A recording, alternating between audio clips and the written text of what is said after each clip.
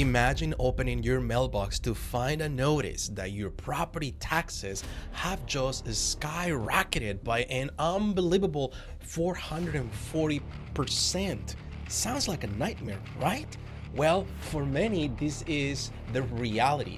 Today's video, I'll go dive very deep into the heart of this pressing issue that it has to do with the increase in real estate taxes. So let's dive in.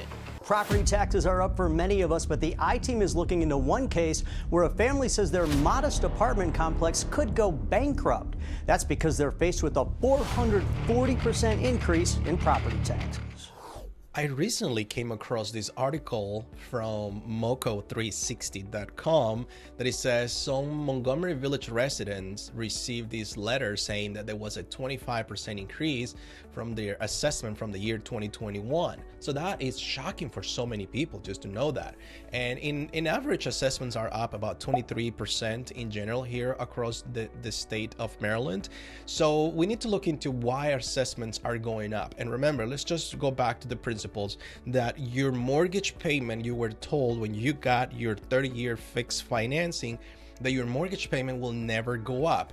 In essence, they are right, but also they are not, because your mortgage payment can also go up. So remember, mortgage payment is composed of 4 words: P-I-T-I. Principal, interest, taxes, and insurance. And the principal and interest, in theory, will always remain the same as long as you have a 30, a 15-year mortgage fixed. But the taxes and insurance can go up at any time. And today we're going to talk about this. So the insurance, I actually made a video about some of these homeowners are being dropped by the insurance companies. You can check that video right here. But today we're not talking about insurance. We're talking about the taxes, and this is the tax assessment. So the only reason why tax assessments go up is because an increase in the value of real estate, increase in properties values. So we're going to look into that, why the increase and what can you do in today's video. As I said before, this article from moco360 says that so many homeowners are receiving these notices where the property values are going up. And this is something that is getting mailed to you, and you receive it, and you have options. You can either take it the way it is, or you can go ahead and appeal it. So we're going to talk today on how you can actually go and appeal something like this. But before we go there, let's look at the impact this is creating into some homeowners. Remember, if you are in the working force and your income is constantly growing and it's changing even in this environment with a high inflation, maybe you should not be worried. But let's also step aside and say, like, think about people, seniors that have a fixed income where they're receiving a pension, they're receiving retirement, 401k draws, and their income is going to stay the same for a little while. So that it's a big problem from a lot of these people.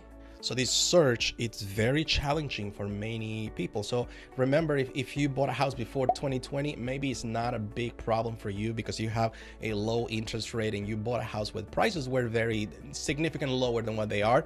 But if you bought after 2020, and especially in 2022, 2023, then you probably are facing yourself going to have a little bit of a challenge, because you not only went ahead and bought a house and paying above asking price, you also have to let go of some of the inspection requirements, and sometimes those things come with maintenance, right? Some of those things probably a lot of homeowners. So all this is creating so much pressure on a lot of people, and now with an increase in taxes, yikes, I think we have really bad news for a lot of people. So now we understand what got us here is the increase in values. Let me tell you something, values are not going down anytime soon. There is no such thing as the market crash. I think there are the controllables and the ones you cannot control, and what you cannot control is inflation, interest rates, prices, and the lack of listings out there. All those things you cannot control, but you can control your own budget. So maybe this is where, if you're going to have to pay more in taxes, maybe it's when you have to start cutting in some other places for you to do that. I'm not a financial advisor. I'm just using common sense to tell you this from a real estate perspective. So let's talk about the appeal. According to the Maryland.gov website, there are 4 ways you can appeal your taxes. One, it is called the written appeal. The other one is the phone hearing. Another one, it's a video hearing, and the in-person hearing. And I'm going to actually read what the website says right now. You may file a petition for review by the first working day following January 1st. For the 2 years your property is not valued at reassessment. Okay, so this is where you can go, and there is a form that you're going to put over there. So we'll talk now more about the different levels of appeal. So something important is if you have purchased a house and got transferred between January 1st and July 1st, you may file for an appeal within 60 days of the transfer of title. So the first appeal is called the supervisor's level. The first appeal is the process known as the supervisor level. It's informal. The intent of the supervisor level appeal is to exchange information. This is the opportunity for the property owner to discover as much as possible about the manner in which the appeal was made. In addition, the owner should note that any factors which may affect the value of the property under the appeal. The hearing is conducted with an assessor designated by the supervisor of assessment. Typically, hearing at a level take approximately about 15 minutes. So now you need to understand that if you appeal your taxes and the property, let's say the real value of the property is here and the appeal value is here, but you were wanting to go here, but they actually push you up here, that can be a problem for you. So you have to be very, very, very informed if you want to move forward with this or not. One thing I always tell people is consult with a real estate agent. They all have all this information about how to appeal your property, how to help you come up with the value of other properties around the area so that you can go to the appeal. And most importantly, what kind of documentation you need to have in order to do through the appeal. In order to do that, a homeowner will need to collect their income statements, tax documents, rent information, if they are taking renters, and other information that gives you the most detailed scope of the property. It's also a good idea to have anything you have in terms of improvements, in case you have done improvements, or if you haven't done anything, then just simply to say I haven't done improvements to the property in the last couple of years. But just keep in mind that if you have been improving your house, then there is a big chance that they may not grant you the appeal, but that is up to you to decide if you want to do it or not. Remember, if your value is not what it needs to be, most likely you should not move forward, because otherwise you might get spanked with a higher price in your tax assessment. So be mindful of this. And as I said, have a professional real estate agent look into this information for you. The second type of appeal is the Property Tax Assessment Appeal Board. Following the supervisor's level hearing, you will receive a final notice. If you disagree with your decision, you can appeal to the next step, which is the Property Tax Assessment Appeal Board, or also known as PTAAB.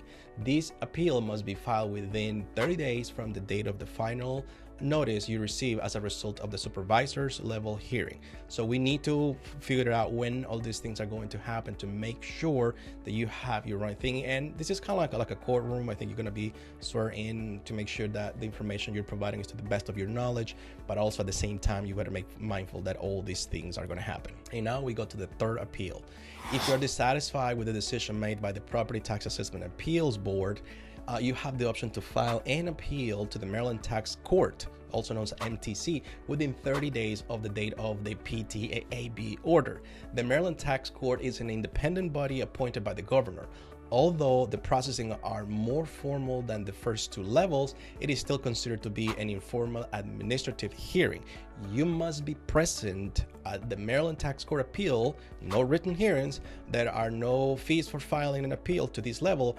Hearings at this level are de novo, meaning nothing prior is considered. So this is kind of like from scratch.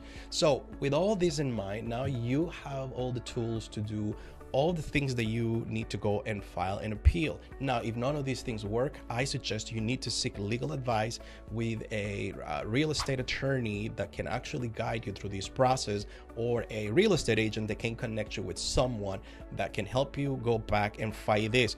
But remember, before you spend all money in anything energy, you got to go and talk to a real estate agent that can help you come up with the value of your property, right? In summary, we touched about today what was just that everybody's going to get a tax increase one way or another in the next 2 years. The impact this has had on homeowners is kind of negative, especially those that are actually living off fixed incomes. A lot of the issues of this thing, it has to do because the governments, local governments, have the need to gather more taxes to spend on some other things. Some might be necessary, some are not necessary, I leave it up to you to judge what it is that they need to do that. And of course, we need to protect each other, and we need to inform each other with a lot of these things that are happening. So do me a favor, if you found this video to have a lot of meaningful content to you, smash that button that says like. And if you want to continue to have access to content like this, you can also subscribe so that I will be able to continue to deliver good information so you can stay informed. Remember, I'm not about sales pressure. This is just education. Thank you, everybody. Robert Garcia here with Capital Crest Group of Long and Foster. Have a good day. Bye-bye.